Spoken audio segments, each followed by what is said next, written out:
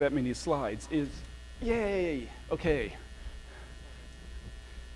Never mind, now I have to concentrate.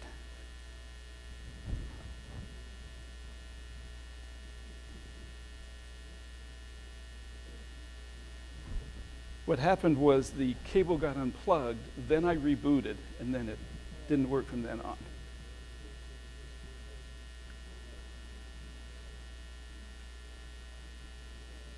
Oh, this is weird.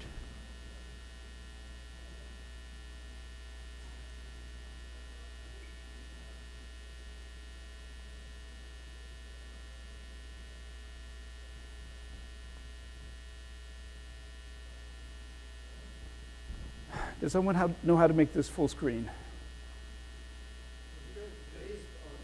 Okay, fine. We'll do it this way. Oh, okay. It's not full screen for me. The wonders of software. Okay, so my name is Bruce Mackenzie. I've been working with two WPI students who are helping out on this. Their name's Safat Hussain. Okay.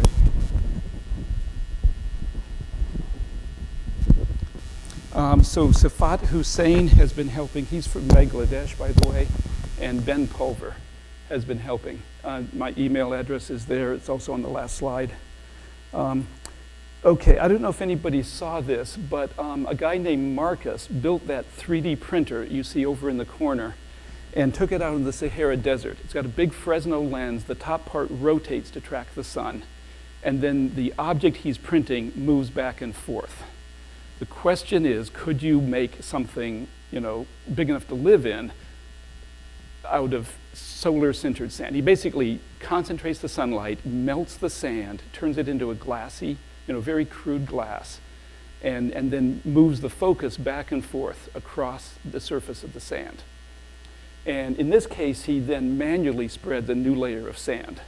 So, and on the right are some of the objects he made. So, can we scale up those glass bowls big enough to live in? That's what we're working on. So 3D printing, I think everybody knows you lay down, there are many ways to do it, but the typical way is you lay down many layers of material and you congeal or solidify or whatever, layer after layer. Very flexible is the shape. We also want to make it entirely from Mars materials if we can.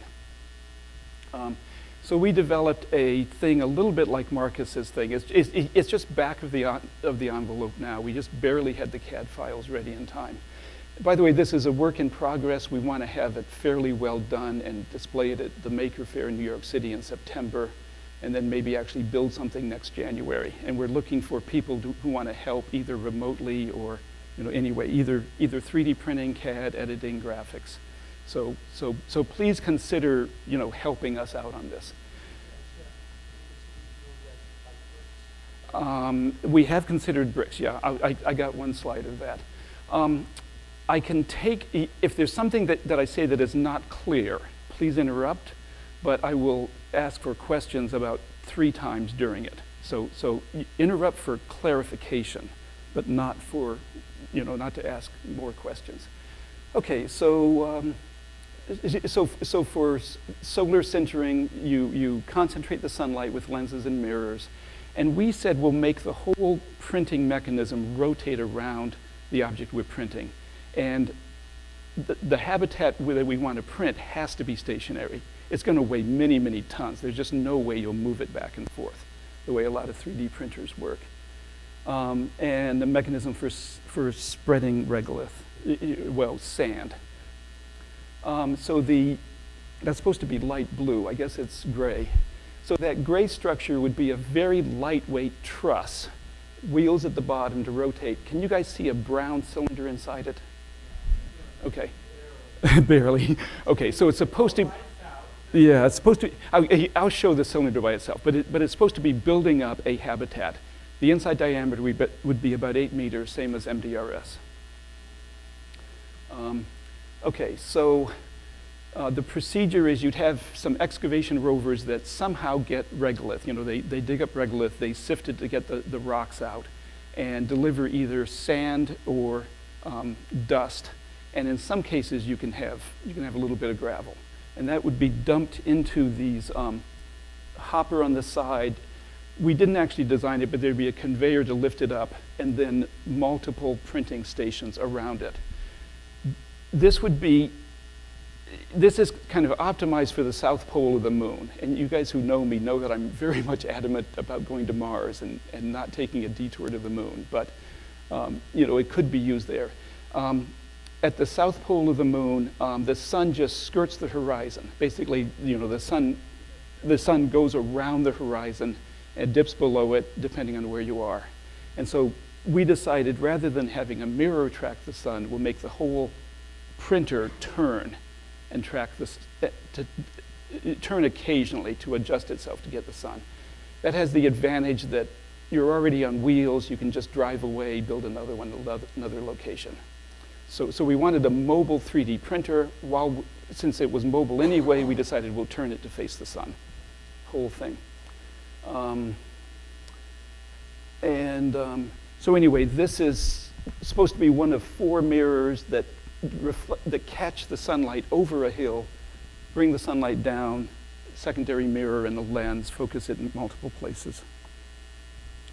A lot of proposals call for multiple habitats close together, and so we need to have that mirror. So we might be building right next to a couple existing habitats. We need to catch the sun above those habitats and get it down. We also have to have it fairly narrow so we can get in between 2 habitats and build another one. One advantage is since you have the ability to focus sunlight anyway, you could just excavate a little bit and then dump a lot of sunlight in one spot and just melt a big puddle of glass in the bottom of a hole. And you get a pretty hefty foundation. So you don't have to have a separate technique for making a foundation. Could also be used at high latitudes on Mars, near the polar cap. If you were doing it at a mid-latitude on Mars, you'd probably have a different mirror arrangement, but most of the techniques would be about the same. When you're not actually melting glass, you could have a little boiler somewhere and focus sunlight on it and generate power. The real advantage of this is basically no water's needed. Instead of making a plastic or polyester binding fiberglass or something, all of those need water or hydrogen, and this would be a completely dry process. By the way, I have some lunar simulant here and my own version of a Mars simulant here. So imagine you got buckets of sand. You need to build a house. How are you going to do it? Okay, can you guys see those? All right. Yeah. Why don't you kill the lights for about 3 or 4 slides? So we basically had a very boring floor plan, very much like a lot of the other cylindrical HABs, vertical cylinder.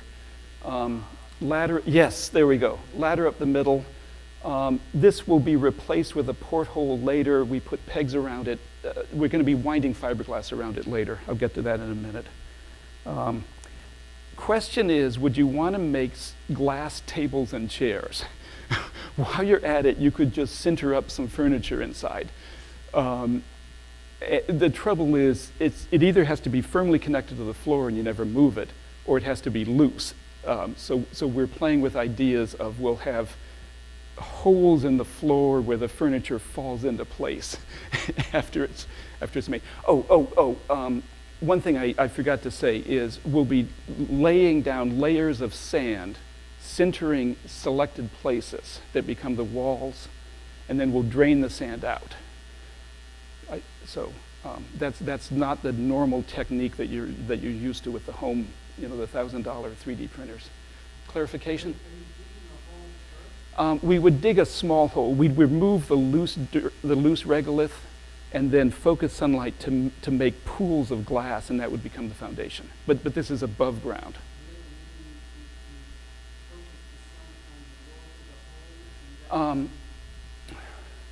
Okay, I'll get to that. So, Okay, so anyway, you can make whatever floor plan you want, or you could just make holes and fittings for partitions later. Okay. Internal pressure, the internal air pressure that people need to live is absolutely critical, and that's a major flaw in a lot of 3D printing techniques, is that they can't stand the pressure.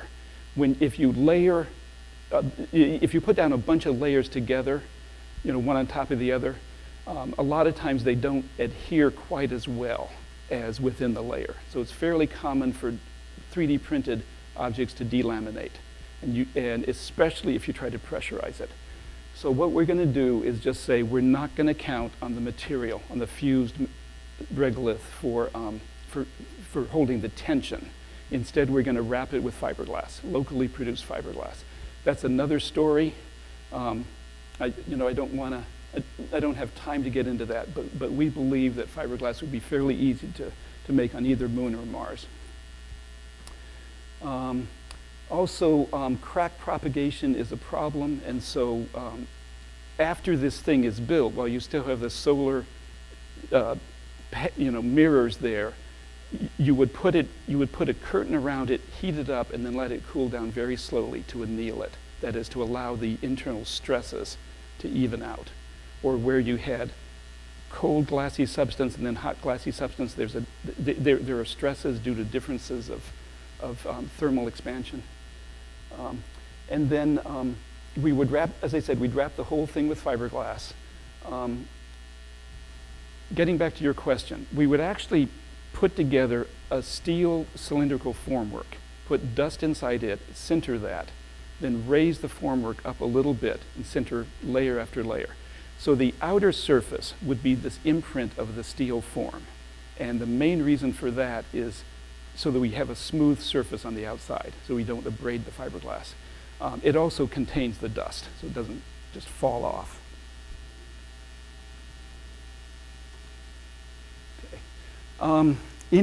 Okay, this is a good time for questions on this technique before I go on to another technique. T. Wally. It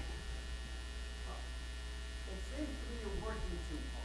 That one of the things that is a very useful way to look at things that one of the earlier talked about is the dome approach, where you would make a whole bunch of identical triangular pieces that are going to be after Okay. in resting. And then when you pile stuff on top, increases the compression. Okay, yeah. I have other designs that I've presented at previous conferences that talk about building with masonry, putting dirt on top to hold the pressure. And yes, you're exactly right. That is a good way to build. This is another way. It gives you more flexibility, possibly less equipment. I need to move really fast. Yes?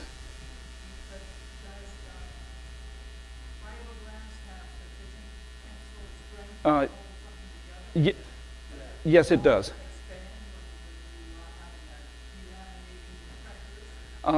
So yes, it does. Fiberglass does have adequate tensile strength to hold the internal pressure. But what you do is you compute the tensile strength, you test it, and then you wind as much as is needed. So if you have trouble producing extra strong fiberglass, you just add more.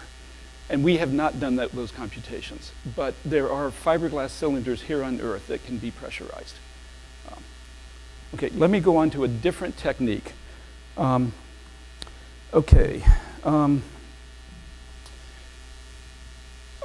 3D printers are some kind of framework, and they print a small thing inside them. The total size of the 3D printer is many times larger than the object you're making.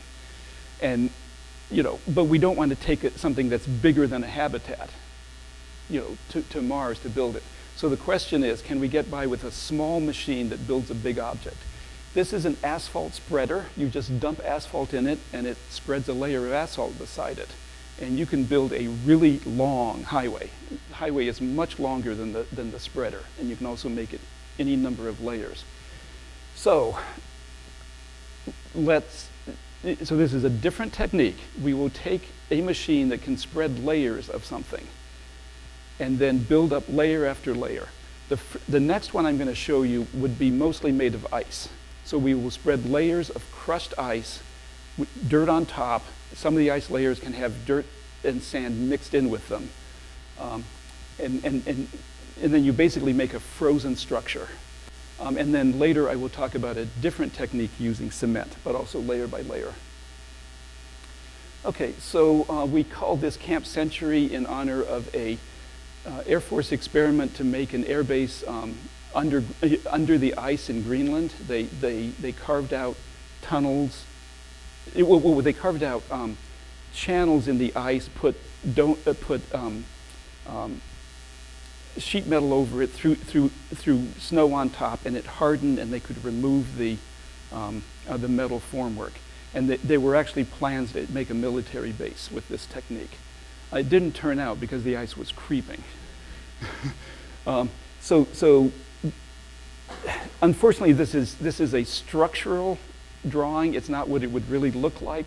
But the idea is you'd bring inflatable structures from Earth that are fairly lightweight, flimsy. They would not stand it out in the wind with the abrasion. And then you build a structure over them that's stronger. So this inner structure is where the people would live. It could be pressurized. The next structure is an insulating layer, basically just a plastic tube that you inflate, and it's a formwork for the ice. And then one of those spreaders just lays down layer after layer of ice to build up. The important ice is where this pink structure is. That'll be the structural part. And then around that, you can just have a little bit of ice and dirt, and then dirt on top. The reason for this is structural strength, protection, and radiation shielding. So basically, we're going to make an ice igloo to hold our dirt regolith shielding and have a very lightweight and maybe even replaceable habitat inside. This is still back of the envelope. This is intended to show the various layers. Some of them would be cooling, air channels for cooling, to keep the ice cool. By the way, Safat Hussein did this CAD, and we were playing around with what do you make the floor out of? And I said, well, maybe you can have containers brought from Earth containing something useful like food, and you'll shape them to go down in the groove of the floor. And finally we decided just bags of rice. just throw down bags of rice and walk on them until you build something that would make a better floor. So I thought that was very interesting coming from Bangladesh. So, okay. Any quick clarification on this technique, this ice igloo that holds dirt? I'll take one question. No takers. Okay, so after you've been there a while, you might be able to refine some materials. Where there are water deposits, Brandon Larson out in California did some of this work. And he proposed that there is likely to be magnesite, a magnesium chemical deposited by water. It's found here on Earth. And you can extract the magnesium and from it. This will make a better cement. I mentioned this earlier. Would someone hold up that little round disc? Okay. So have people in the back seen this?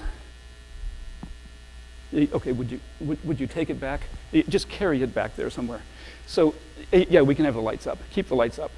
Okay, so if you have magnesium chlorine, which is a powder, and magnesium oxide, you can make a brine solution, mix it together. This is a type of cement. It's called sorrel cement in Europe. It is commercially used there. They make things like billiard balls out of it. The advantage on Mars is it is so salty that the vapor pressure of the water will be down near the ambient pressure of Mars. It depends on just where you are on Mars and what the temperature is. If you take a normal Portland cement or water-based cement and pour it in a mold, it'll sublime or evaporate. And I mentioned that earlier. So, by the way, the Sorrel cement is denser than Portland cement, and it is stronger in tension, but we don't, we're not counting on using it for tension because of the way it's assembled. You know, if it's layer by layer, you may not have good adhesion. So imagine that asphalt spreader going back and forth and laying down various arrangements of cement and sand, build up a structure, and then cover it with maybe unsifted regolith. Then you pull the sand out from under it. So here's a CAD drawing that we're working on with the vaults. Here's an earlier design that is what it might look like inside. So picture you've laid down layer after layer, cement here and sand here, and then you pull the sand out from under it, and you're left with basically a Roman-style vault. If it is leaking, you'd want to seal the inside with some kind of sealant or paint or membrane. And then cover it with enough dirt to hold the air pressure. At least 5 meters of dirt, preferably 7 or even 10 meters of dirt. This would be a very good technique for building a follow-on habitat that's much larger. You could build something the size of a city block and maybe 10 stories high for the same amount, and then you have to cover it with dirt to hold the pressure. But the amount of dirt you put on top is the same whether it's 10 stories high or 1 story high. So you get real good economies of scale when you start building buildings, say the size of the building we're in. You basically, the amount of material on the roof is not a function of how tall it is, it's just a function of how wide it is. So multiple stories come almost free. And there are various techniques for getting the vaults to lean against each other and buttresses, so that if it's pressurized or depressurized, it'll still stand up. There's another, proposed view. Okay, I think that's the end. There's my email address. Leave your name on the sign-up sheet. As I said, we're looking for help to refine these designs. This is very much of a work in progress. And also, remember there are some 3D printed things going around that would be the furnishings inside, made from locally produced plastic. In black shirt. Yeah.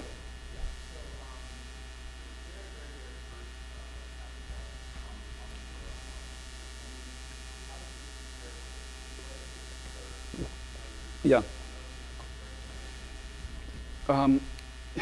Okay, I would not necessarily go with this technique as the first habitat. It is sort of an answer to people who say, why not 3D print? But if you notice the middle example, the one in the upper right, that was basically an inflatable, but we're using the ice and the dirt for radiation shielding. So it's a combination of the two. And you could just put the inflatable out and live in it for a while and then cover it later. Yeah. Yes, you certainly could.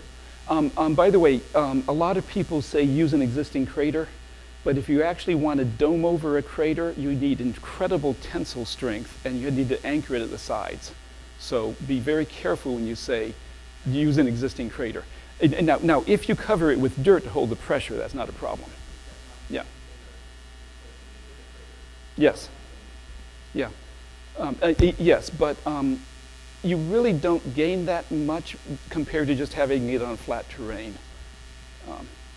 You may not find a crater the size you want, and craters are not necessarily. We're talking really small structures, smaller than this room. And the craters may not be deep enough to really make much difference. You might be able to build a circular wall as easily as find a crater. Yeah. Oh, I'm sorry. Something like that asphalt spreader. So you have to go out. You have to have some kind of excavator, and I can talk about excavators, for a good 10 minutes. But you somehow excavate dirt. In many cases, you want to sift it to just get the sand or only the dust or only the gravel. And then you bring it here, and then you put it in something like that asphalt spreader, which would spread out layer after layer. In some places cement, in some places sand or ice. T. Wally, let me take people who haven't asked a question. Yes?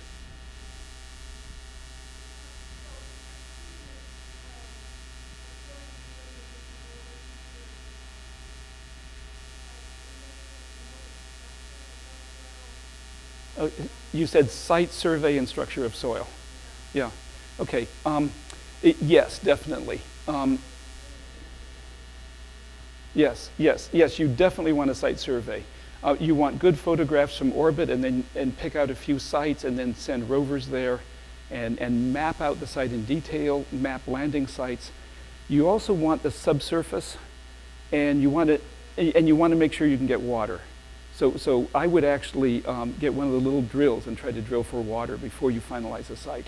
And by the way, they have little drills they're sort of like torpedoes, and they move through the dirt, and they trail a cable behind. So you don't actually have to have a long pipe. What happens is they have an internal hammer, and they bang the hammer back and forth, and it drives it forward. You could leave a fiber optic cable or a pipe behind it. So in the case of Mars, you go to places where you know you have an ice deposit. And by the way, we just in the past few years, we've discovered thousands of ice deposits around 40 or 50 degrees latitude. So you can grow food and get water at the same place. One of them is 1/2 kilometer thick. So if the next speaker is here, come on up and get plugged in. Was there a question? Okay, T. Wally. I want to know whether your sorrel cement is sustainable with carbide tooling, because one of the things that you can do very easily with a 3D printer is also make it run a fitting carbide tool, and so you can take a flat sorrel plate, for instance, and machine the edges exactly to a size and shape that you want for making the next thing out of the pieces. Okay. Can sorrel cement or magnesium cement be machined with a carbide tool? I don't know. It's harder than normal cement, normal Portland cement. I think it can be, but but you can mold it very precisely. Is the next speaker here? I mean, I can keep answering questions, but. All right, it is 4:31. If anyone wants to go to a talk in a different room, leave now. And then I'll wait 1 minute, and then